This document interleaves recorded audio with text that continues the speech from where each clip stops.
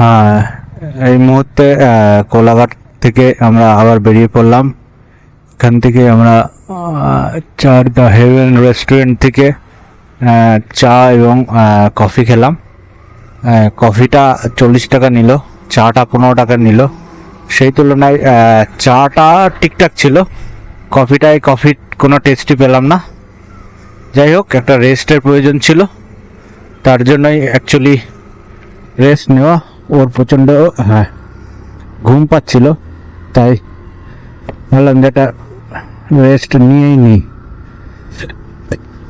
যেহেতু দুপুরবেলা খেয়ে দিয়ে বেরিয়েছিল, তো দুপুরবেলা ওর যেহেতু ঘুমানোর একটা অভ্যাস আছে, তার জন্যই আমি আরও রেস্টটা নিলাম, কারণ ও ঘুমে ঢলে পড়ছিল পুরো। তো এবার মোটামুটি এখান থেকে আমাদের বাড়ি প্রায় ধরে রাখুন 100 কিলোমিটার হবে, 100 থেকে 110 কিলোমিটার। তো এবার গুগল দেখাচ্ছে 3 ঘন্টা।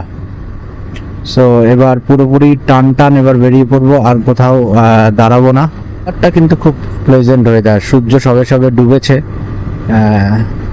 হালকা গরম রয়েছে, বাইক চালালে সে গরমটা বোঝা যাচ্ছে না।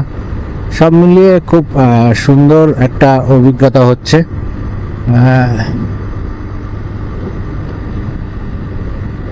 সামনেই আসছে আমাদের রূপনারায়ণ নদী ক্রস করলেই মোটামুটি টান পৌঁছে যাব।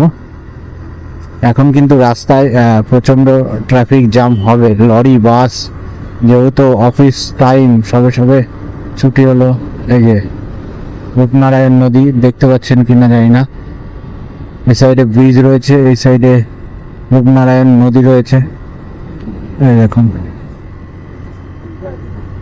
এবার টান আমরা বেরিয়ে যাব, সামনে আর কোথাও দাঁড়াবো না। এই এখন রয়েছি